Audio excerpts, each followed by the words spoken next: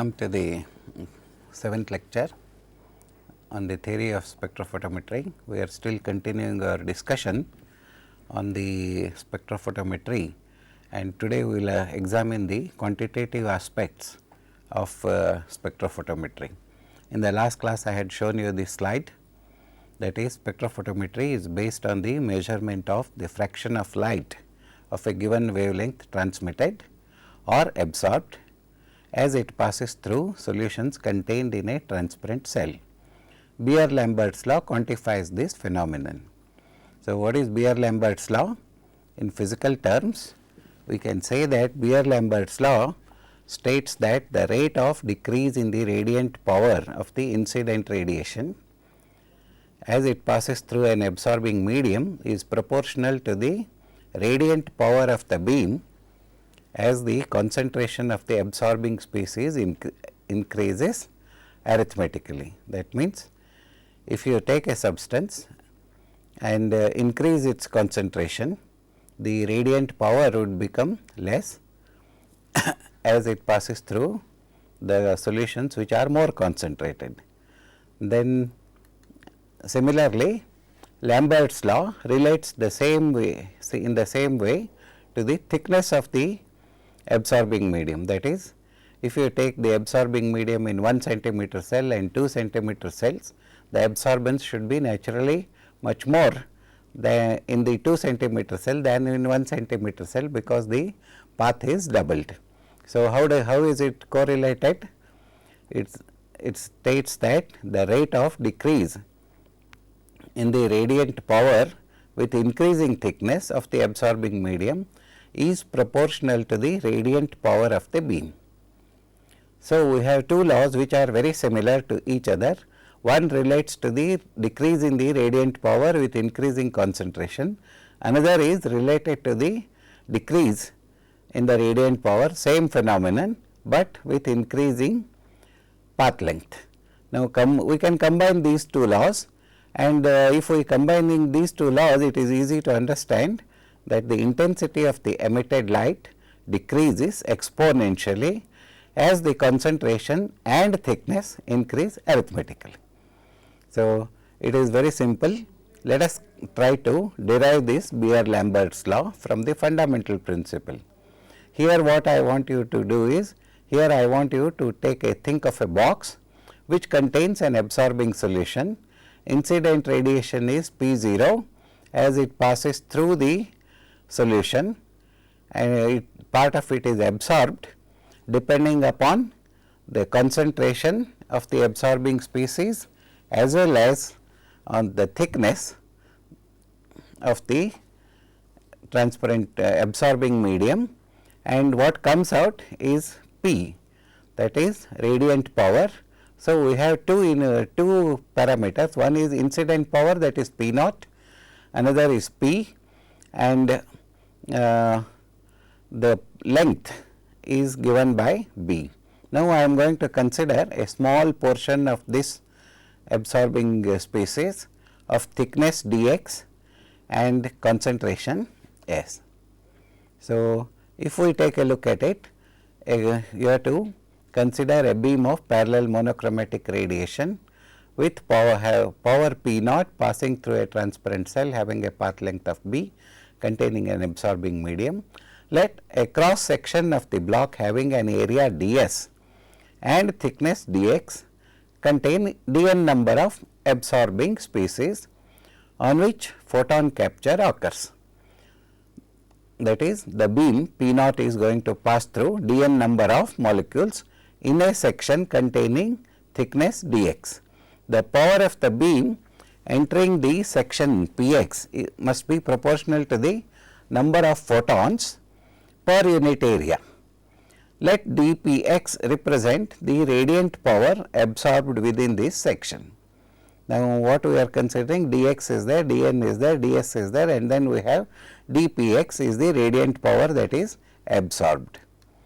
Now, the fraction absorbed is minus dpx by dx. This negative sign comes because the concentration is decrease, the fraction, that is radiant power, is decreasing.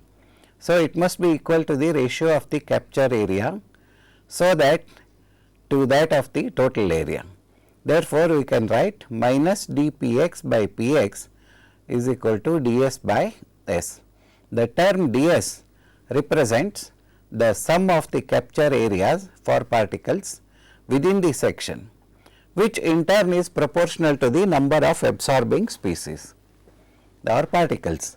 So, we can write ds is a function of absorbing particles and then number of absorbing particles and the area, where the both of them can be combined to write an equation like this, where A is proportionally constant, which represents the capture cross section, that is area.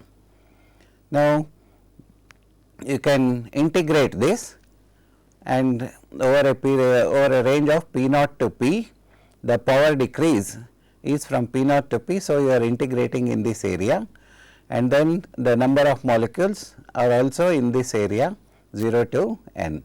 So, combining and integrating equations 1 and 2, that is the previous equations, over the interval 0 to n, we get integral dpx by px is equal to 0 to n integral a of a into dn divided by s. So, when these integrals are evaluated, it is a very simple mathematical operation, high school, college chemistry, college mathematics. So, the equation works out to minus ln p by p naught is equal to a n divided by s, where all these notations you know already. So, log of p naught by p, that is, we are going to convert to logarithms, from natural logarithms to the base 10. So, all other things will remain same, and this 2.303 will be incorporated in the equation. Now, what is the equation? The cross sectional area S can be expressed as the ratio of the volume of the block V in cubic centimeters to its length, and length would be in centimeters. Thus, log of p naught by p should be equal to A into n, number of molecules, into B, that is path length, divided by 2.303 into V, that is, we are incorporating a concept of volume. Now, n by V is the number of particles per cubic centimeter, which is nothing but the concentration. So, what happens? It can be converted to moles per liter by dividing with Avogadro's number.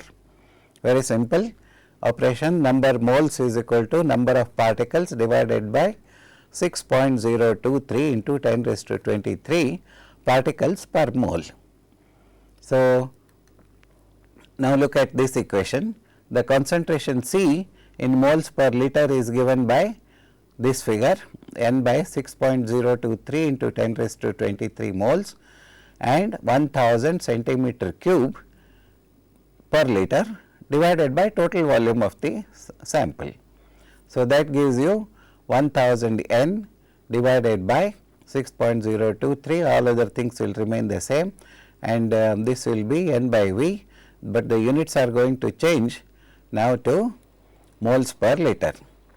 So, combining this equation with the previous sixth equation, what we get? Log of p naught by p is equal to 6.023 into 10 raised to 23 into A into B into C divided by 2.303 into 1000. These are all basically substitutions happening in the original integral.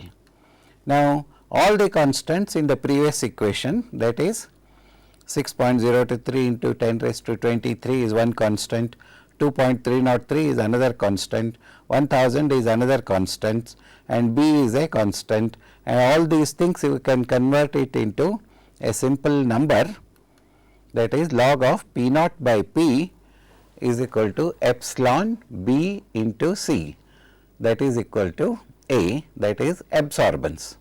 Now, we are going to designate A as absorbance instead of log of p naught by p, because it is going to be slightly cumbersome if we keep on writing log of P naught by P. So, our basic equation works out to A is equal to epsilon B C.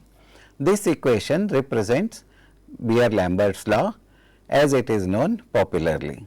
Actually, Beer-Lambert's law relates the absorbance to concentration, Beer's law that is, and Lambert's law relates to the path length. So,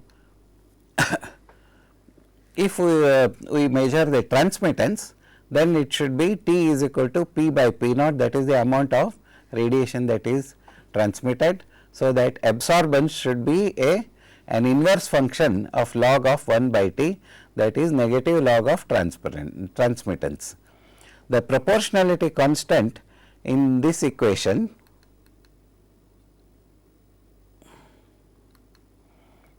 that is epsilon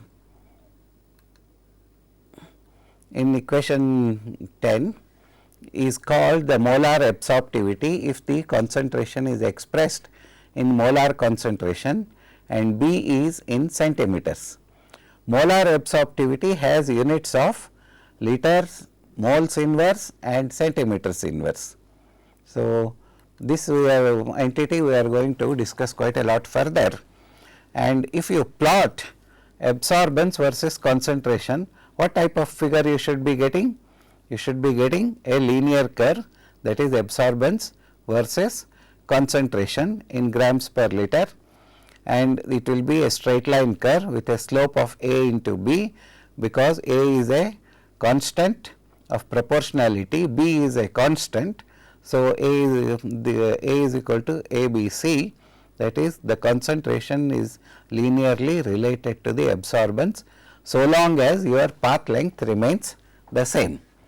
Now, if you plot transmittance versus concentration, you should end up in a figure looking like this. The same figure, instead of absorbance, I am going to plot transmittance. Now, in this transmittance you can see that it is plotted as a percentage, that is 0 to 100%. If the substance is very less concentrated, or if there is no absorbing species, all the radiation, that is P naught, will be transmitted completely to the detector. So, you should get 100% transmittance. As the concentration increases, transmittance keeps on decreasing, and as the concentration increases to a critical value, it is going to reach 0 asymptotically. Now, you can plot these two in the spectrophotometric instruments. You will see the scale, analog scale of both transmittance and absorbance, that is 100, 90, etc. 0, and absorbance would be 0 for 100% transmittance and infinity for the 0% transmittance. So, this is on the log scale. So, you would see that on the log scale absorbance varies from 0, 5, 1, etc., but here the top scale is only arithmetic function. So, the sensitivity of a spectrophotometric method is dictated by the magnitude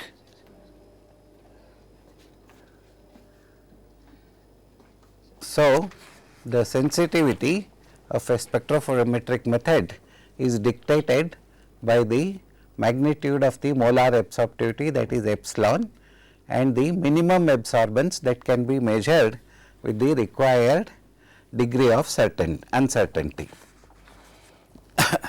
So, as stated earlier,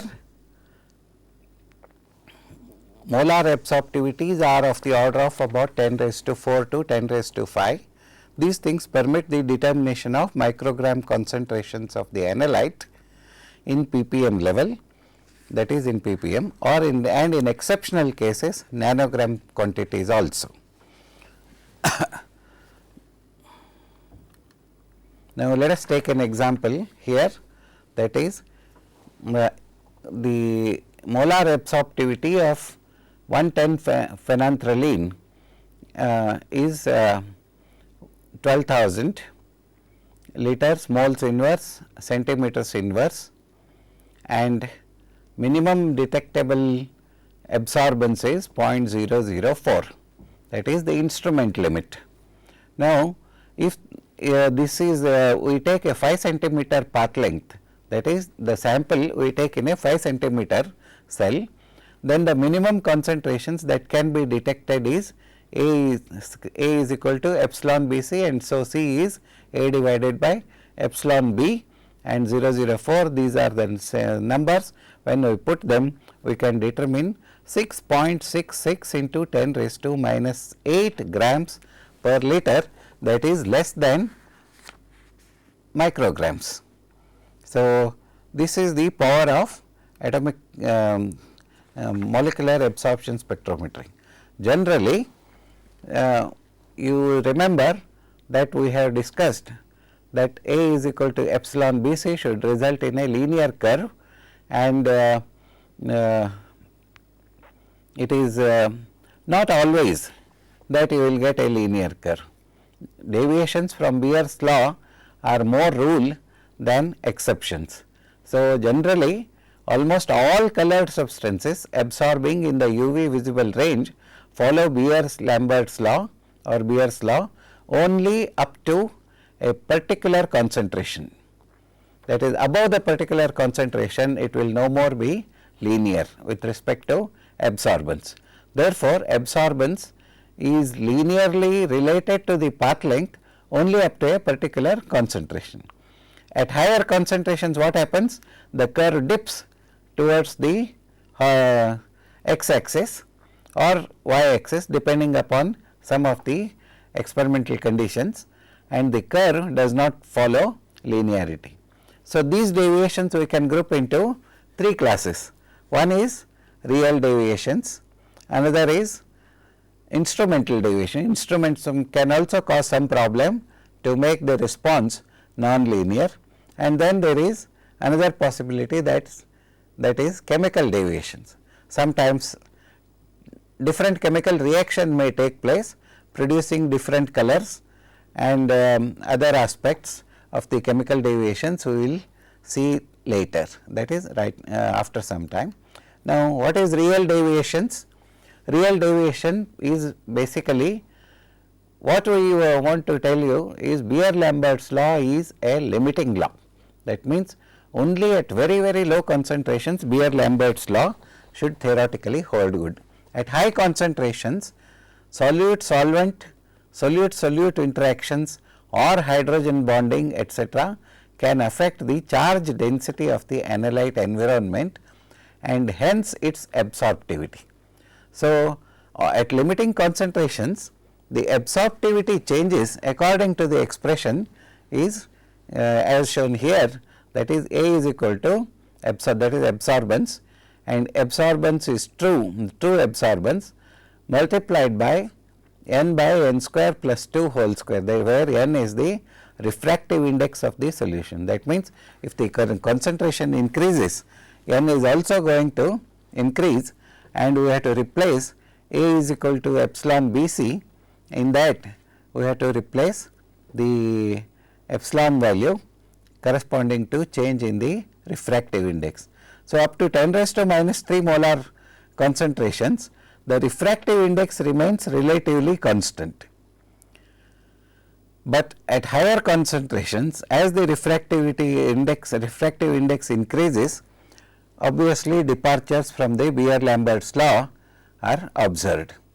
So, this is one reason, and another reason is instrumental deviations. What happens?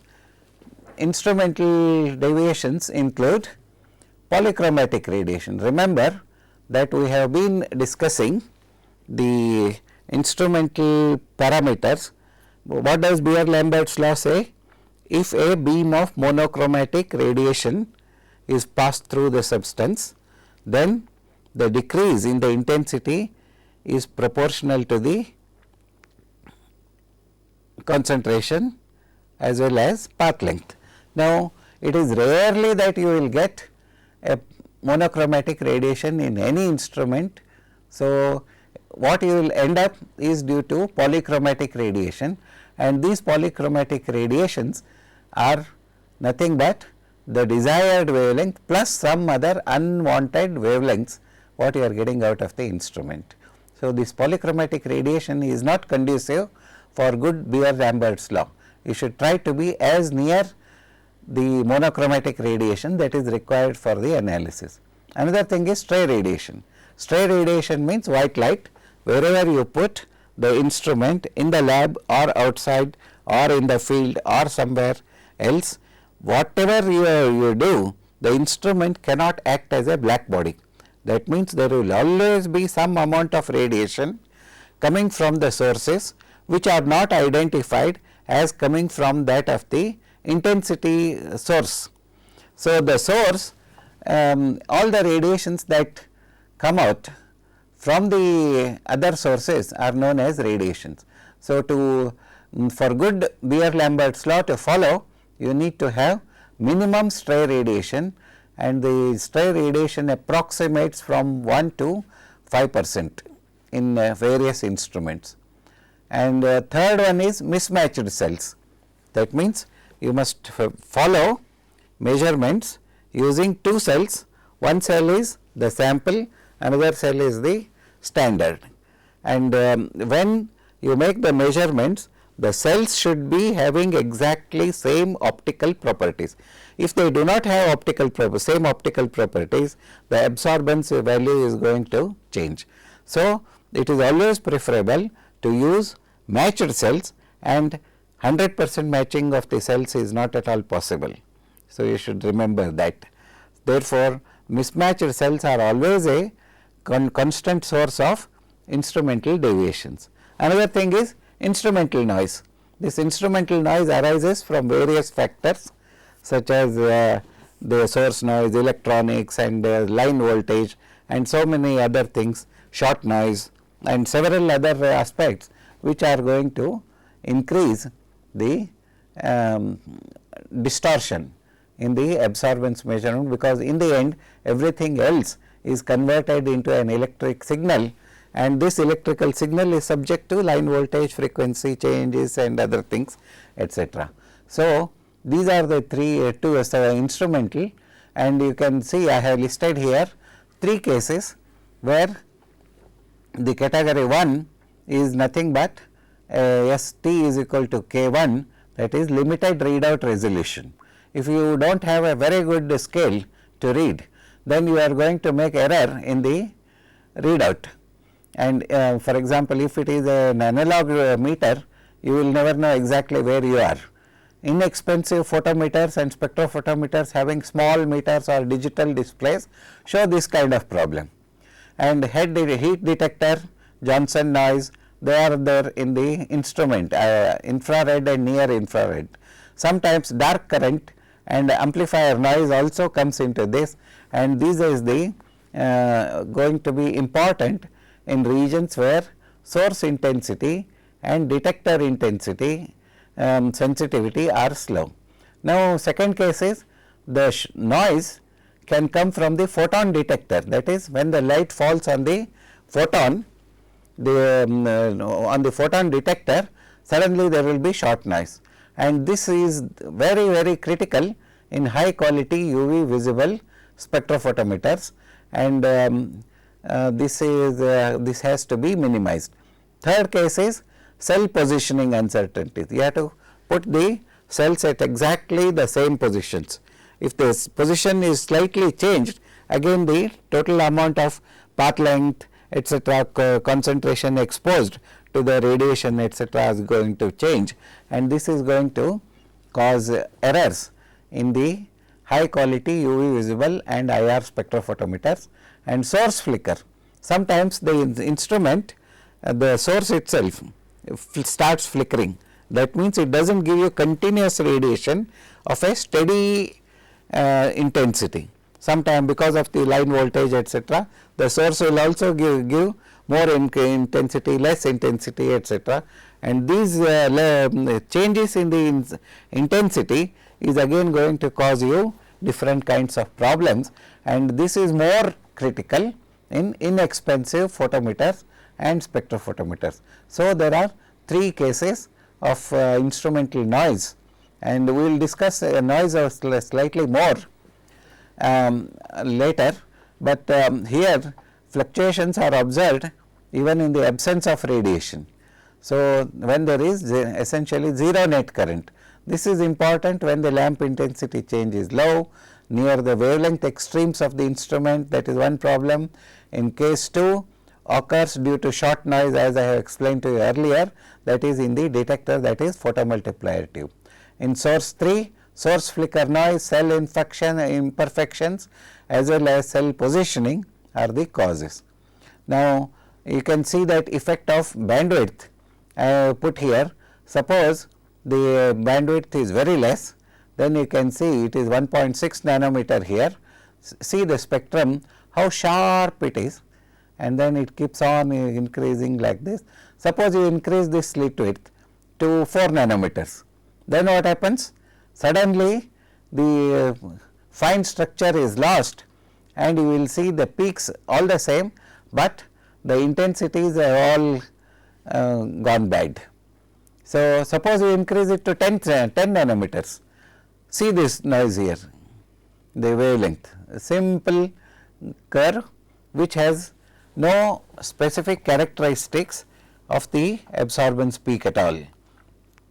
So, for effective measurements, your bandwidth should be as low as possible, and this is one of the effects that we keep on taking a look, and I have put the same thing here in a more detailed fashion. Whether you can see here that peak height is 53.1, here it is 63.4 and here it is 67.1. The bandwidth here is 3.4 nanometer, 1.7 nanometer, another is 0.34 nanometer. You can see the increase from 53 to 67 in just by changing the slit width. Now, let us discuss about chemical deviations. Now, very often deviations from Beer-Lambert's law occur due to chemical effects such as dissociation, association, and then the pH can change the concentration of the colored substance. Supposing you are doing the reaction at a higher temperature, then what happens? Again the concentration of the absorbing species will change, and sometimes a substance may polymerize, because you are going to prepare standard solutions, and as the concentration increases, the intermolecular distance will decrease and polymerization may occur, and this increase in polymerization also may have different absorption wavelengths or different lambda max. Now, in the instrument you will be measuring at one particular frequency. As it changes in the cell, you cannot do anything about it, but if polymerization occurs, lambda max will automatically change, it will shift somewhere, and you will be measuring the absorbance at a some other frequency where there is no lambda max at all. That means the absorbance is going to decrease. Now, similarly, it all depends upon the concentrations and pH, etc. I have listed here some of the chemical deviations that occur from Beer-Lambert's law due to chemical effects such as dissociation, association, complex formation also is possible, polymerization, solvolysis, precipitation, and temperature effects and photochemical reactions. Now, association, or I have given one example here. This is benzyl alcohol. 4 molecules can combine to give you one single molecule of 4 units. This will have a lambda max of about 300, whereas this will have lambda max about 275 nanometers.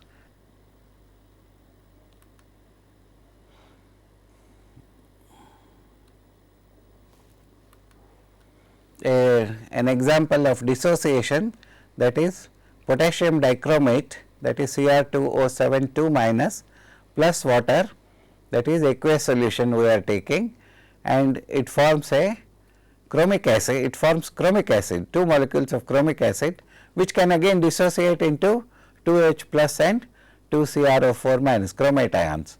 Now, this is dichromate. In presence of water and acid, it forms monochromic acid, chromic acid, which can again dissociate into these things. Whereas this one is orange and lambda max is 375 nanometers, and this is yellow, which has got 450 nanometers. So, if you are measuring absorbance at 375 nanometers, what species you are getting is only having a lambda max at 450 nanometer. Obviously, this will not follow Beer-Lambert's law at all. This therefore, this reaction is again pH dependent. So, if you want to determine potassium dichromate in very low quantities, you have to be very sure at what pH you are going to determine. It has to be constant at least. So, the dissolution may also shift sometimes lambda max towards longer wavelength. This effect is called red shift or bathochromic shift. This occurs in solvents of high dielectric constant. So, sometimes it may go to a shorter wavelength, that is blue shift, or it is known as hypsochromic shift. This occurs prominently in N to pi star transitions in the UV region. Now, let us look at temperature. An increase or decrease in the temperature of the media shifts the ionic medium, ionic equilibrium, and change the concentration of the analyte species, thereby resulting in derivations from Beer's law. That is, for example, Fe3 plus goes to Fe2 plus, and this is a temperature equilibrium dependent upon the temperature, and as the temperature changes, the concentration of the ferric and ferrous will change, and you will have lambda max different for each species. So, obviously, whether you are following a ferric iron or you are following ferrous iron, whatever you are following, the constant, because it is a temperature dependent reaction, you have to make sure that the reaction temperature remains constant. Sometimes, now look at another possibility. When the radiation falls on a substance, then photochemical reactions may occur. That means, a compound may react to the light oncoming and cause changes in the composition. So, photo decomposition also causes the derivations in Beer-Lambert's law. Sulfide ions, when collected on cadmium hydroxide, so this is a very famous example. For example, you collect cadmium hydroxide and collect sulfide ion, it acts as a capture for unit for sulfide ions, and kept for long time in sunlight, it shows effects of this nature. So, this kind of photochemical changes are also quite possible. So, when all these things are considered, we can make sure that we should be able to determine the absorbance under proper ideal conditions, so that we should be able to determine exactly which range Beer-Lambert's law is operating. Now, you have to make sure that the errors in the concentration are not exactly exactly representing errors in the measurement. That means, a constant error in the concentration should result in the constant error in the absorbance or change, whether error or change is different. Now, suppose I hope you remember the concentration versus absorbance curve, that is percent transmittance. This is concentration, this is of course a straight line. If you remember, we had 100% transmittance here, 0% transmittance here. As the concentration keeps on increasing, you will see that we are having a curve like this.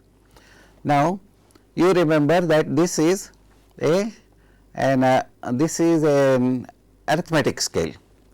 So, the 1% change here is same as 1% change here. Now, you look at it here, the 1% change that is here, and the same 1% change to occur on the transmittance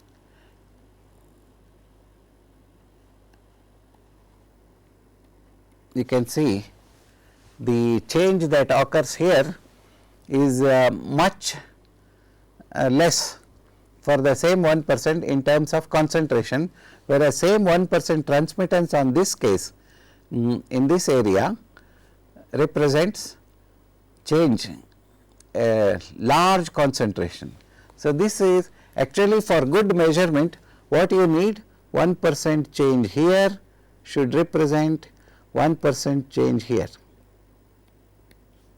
This is good, this is bad, and this is also bad.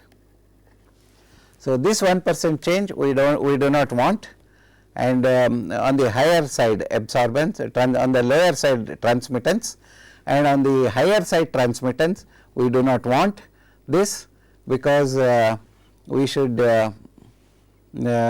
have this is at higher low transmittance.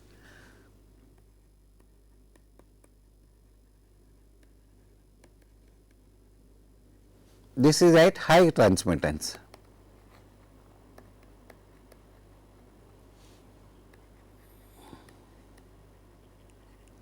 And this is where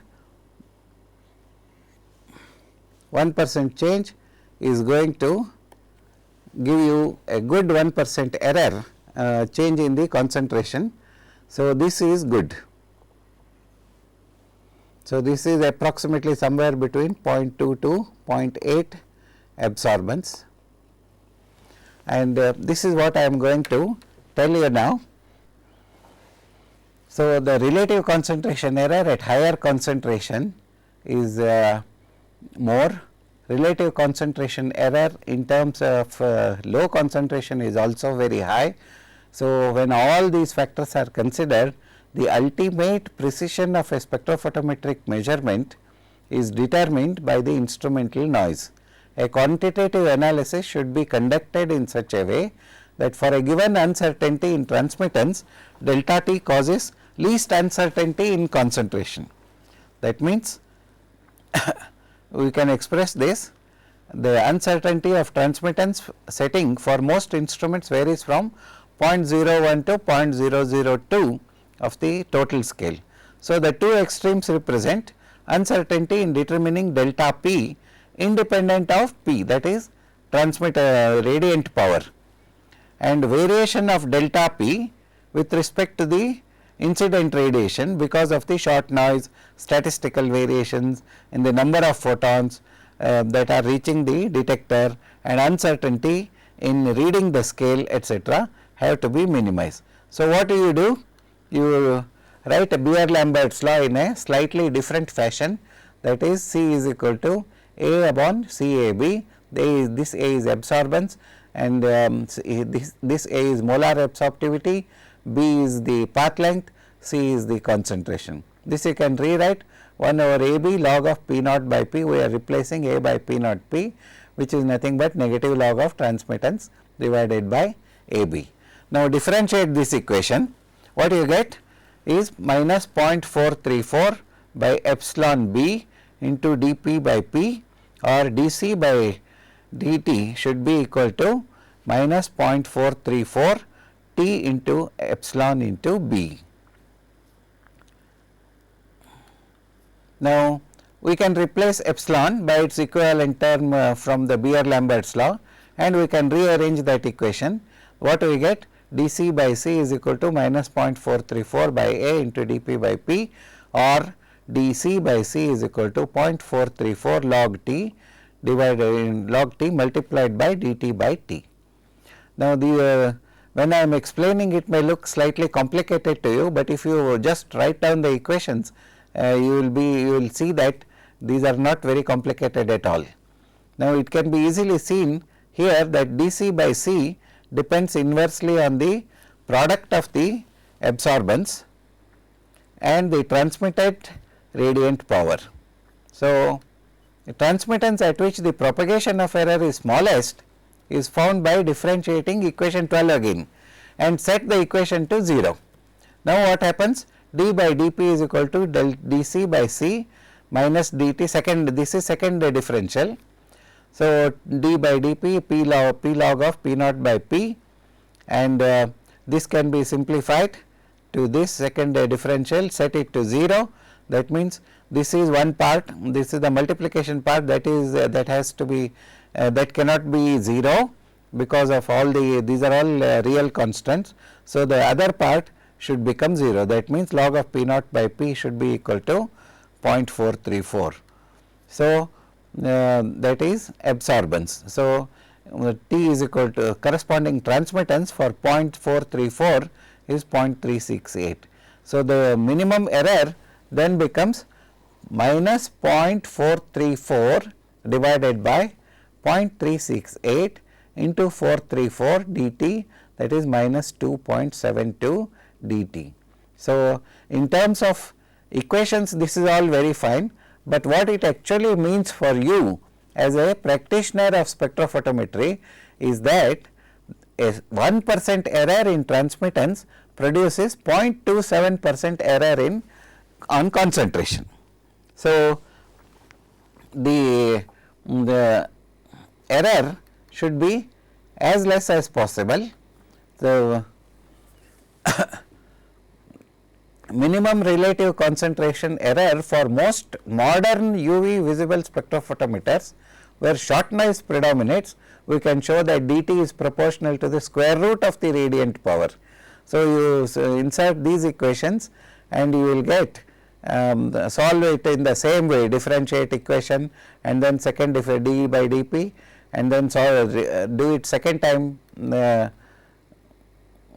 differentiation. So, you will get 0.135. Therefore, a plot of relative concentration error dc by c versus absorbance can be made, which shows that the safest region for you to operate is 0.2 to 0.8 absorbance for minimum relative concentration error. That is why if we say that absorbance is between 0.2 and 0.8, we say it is acceptable. Suppose sometimes an instrument manufacturer will come to you and he will say, sir, I have an instrument which will measure up to absorbance 3 or absorbance 5. Now, how is it possible? The 100% transmittance, if you take negative log, it will be only 2. Now, again sometimes the instrument will seller will come to you and say, yes sir, I got 3 absorbance, I got 5 absorbance. Now, the trick what they employ is they convert the same transmittance scale into 1000 and negative log of 1000 would be 3. So, if you electronically divide the same response into 10,000, the absorbance value what you get would be 5, 0 to 5. So, he will say, yes sir, we have done it. But if you know something about relative concentration error, what is important is you will know that absorbance measurements are absolutely reliable with minimum error between 0.2 and 0.8.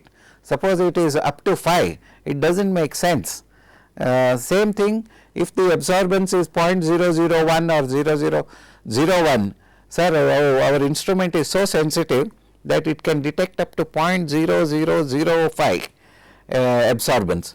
Then again you should always think that but it is it worth it? It will not be worth it, because you should always be aiming between 0.2 and 0.8 absorbance.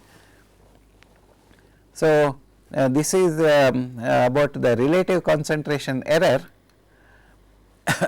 We now will go into instrumentation aspects of the spectrophotometer. What things go to make good spectrophotometer?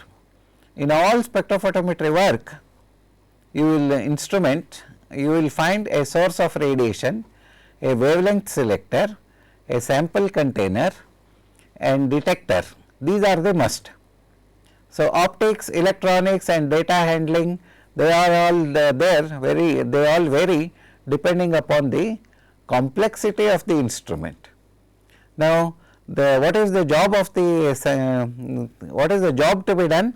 The sample absorbs a portion of the incident radiation and the remainder is collected onto the detector, where it is changed into an electrical signal and displayed. So, that electrical signal must be measured. So, a schematic instrumentation module for spectrophotometry is shown below. So, here is sample, and this is the radiant source, wavelength, solvent, then photodetector, readout device. Basically, this will give you the radiant power, and then you have a monochromator here. It will permit you to choose the correct wavelength in which the sample will absorb. So, you can either put the sample here or the solvent here and then pass it through that, and whatever radiation is absorbed, what is not absorbed goes on to the photodetector and it reaches the readout device. Very simple diagram. And now let us discuss a little about radiation sources. So, radiation sources must provide sufficient radiant energy over the entire wavelength region, because sometimes you may be measuring only at one wavelength, sometimes you may be measuring the whole lot. You would like to know the full spectrum at each wavelength, what is the absorbance. So, they should maintain a constant intensity over the entire interval during which measurements are made. Now, look at tungsten lamp. It is one of the most important source in spectrophotometry. These tungsten lamps are the same as what you see in your day to day life, the same Edison's lamp, and its visible range is 350 to 2500 nanometer range. It gives you the radiation, it does not give you the ultraviolet radiation. The another source is hydrogen or deuterium lamp. This provides you ultraviolet radiation between 180 to 380 nanometers. So, suppose you want to make 180 to 1000 nanometers, then you should have a hydrogen lamp or a deuterium lamp, not or a. So, sometimes LEDs are there. LEDs give you short ranges, only in the visible range, and xenon lamp is another one, which is basically what you see in your video shooting, etc. Very high strength and very much, it gives you a lot of light, and it gives you radiation in the UV as well as visible range.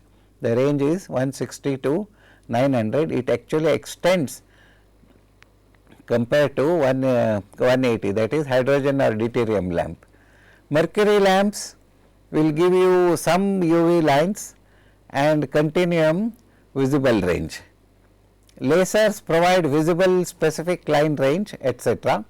But what is important is these tungsten lamps and hydrogen lamps are the maximum used in almost all spectrophotometers which cover UV and visible range.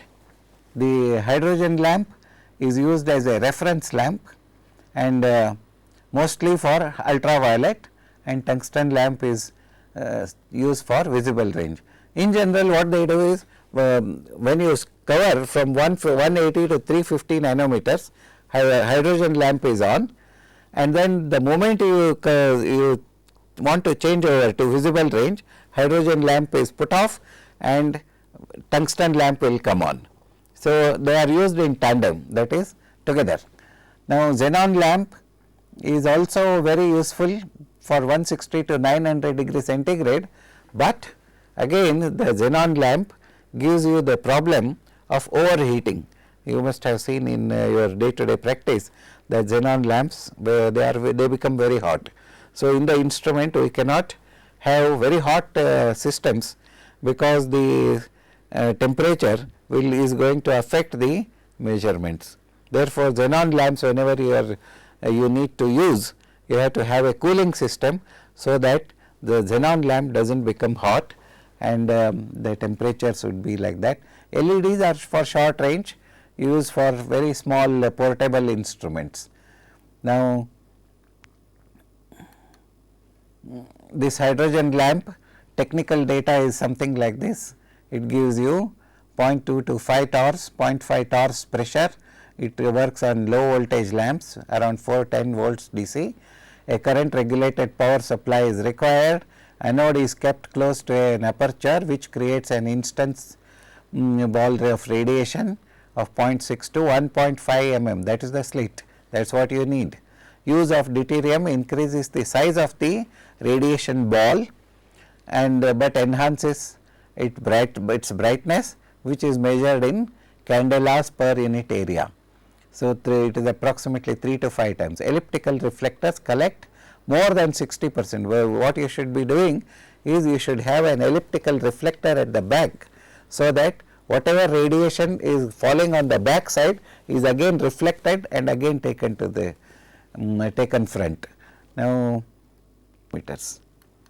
Now, tungsten lamps is nothing but what I have told you, a coiled wire of tungsten filament is heated to incandescence in a hermetically sealed bulb of glass filled with an inert gas or vacuum by electric current. So, rugged, low cost, it is very rugged, low cost and useful for visible and near IR regions.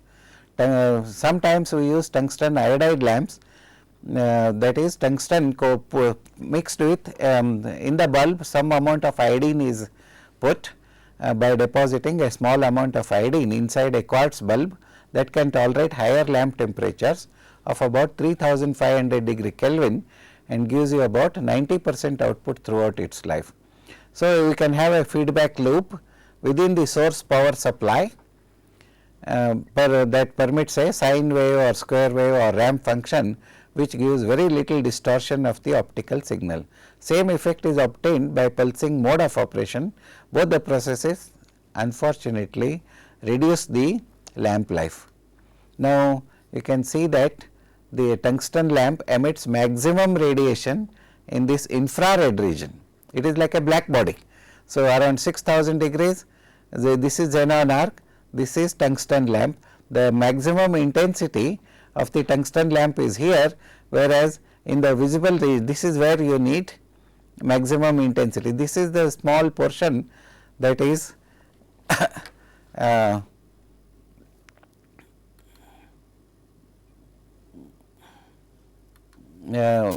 this portion is the visible range, but lambda max is always passed in tungsten.